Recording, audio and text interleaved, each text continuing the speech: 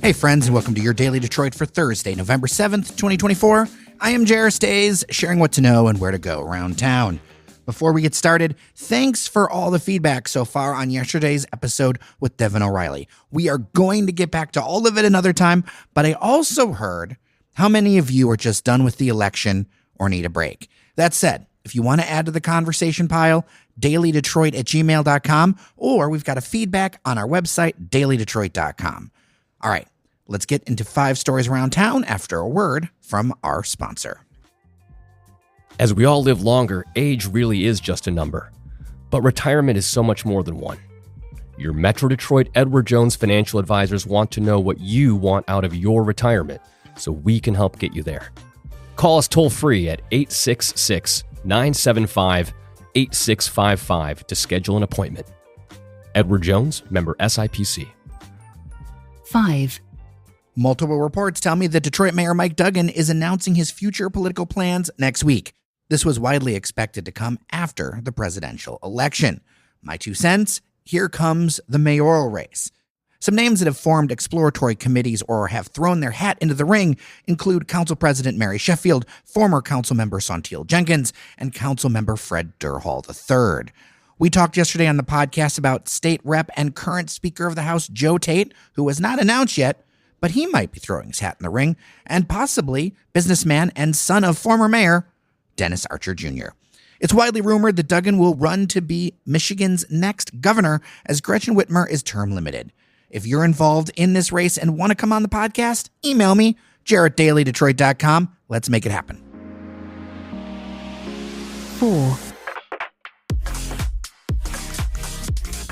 Crypto and Bitcoin payments are coming to the city of Detroit. Today, the city government announced plans to become the largest U.S. city to accept cryptocurrency for tax payments and other municipal fees.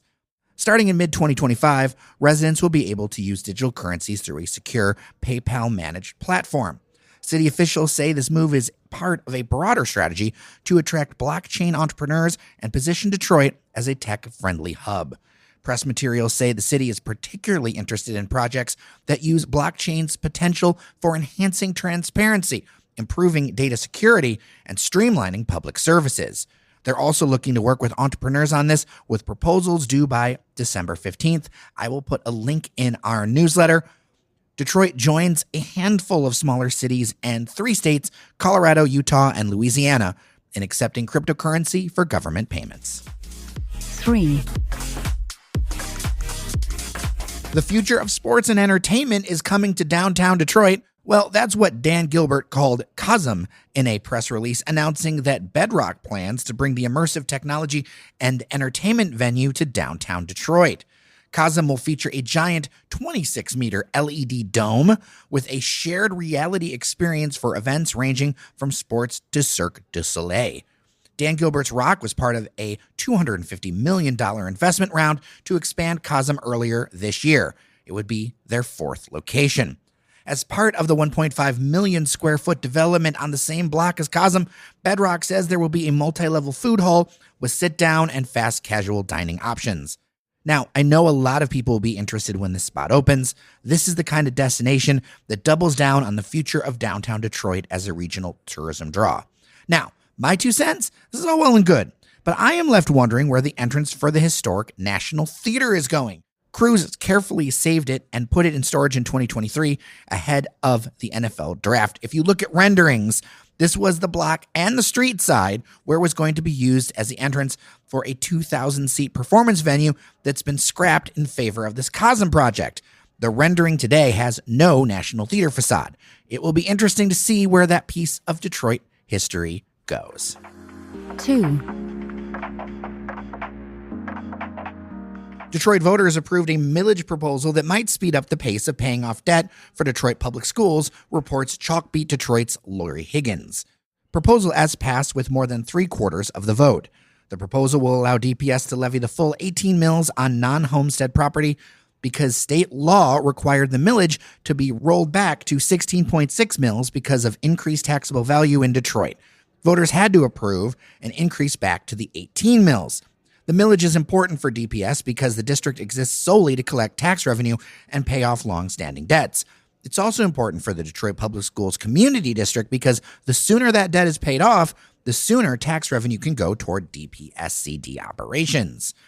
DPSCD, which is where kids go to school now, was created in 2016 as part of a legislative initiative to address the DPS debt and provide students with an opportunity to be educated in a debt-free district. Superintendent Nikolai Vitti told Chalkbeat last month that when DPSCD begins receiving revenue from the millage, the money would go towards teacher salaries, facility improvements, and operating costs such as transportation. The citywide proposal is one of two school-related millages that were successful with voters. The Wayne County Enhancement Millage, which provides additional funding for public schools countywide, won with nearly 70% of the vote.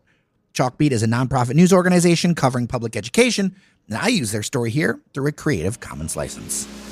1. Oakland County is set to begin a major redevelopment project in downtown Pontiac this January. The county-led development aims to revitalize the southern part of the city's downtown. Key points of the project include demolition of the Phoenix Center parking deck and amphitheater starting in January, plans to relocate 700 county employees, a proposed development featuring a new parking deck, hotel, apartments, townhomes, and a farmer's market, and an estimated cost of $115 to $120 million for the county, with additional private investment expected. The county is currently in negotiations with a development team led by Boji Group and a Wallbridge Group to finalize details of the plan. This would be one of the largest redevelopment efforts in downtown Pontiac in over 3 decades. All right, we are done for today. If you don't already, make sure to smash that follow button on Apple Podcasts or Spotify. Social media algorithms don't love community information, so keep directly connected with what we're doing.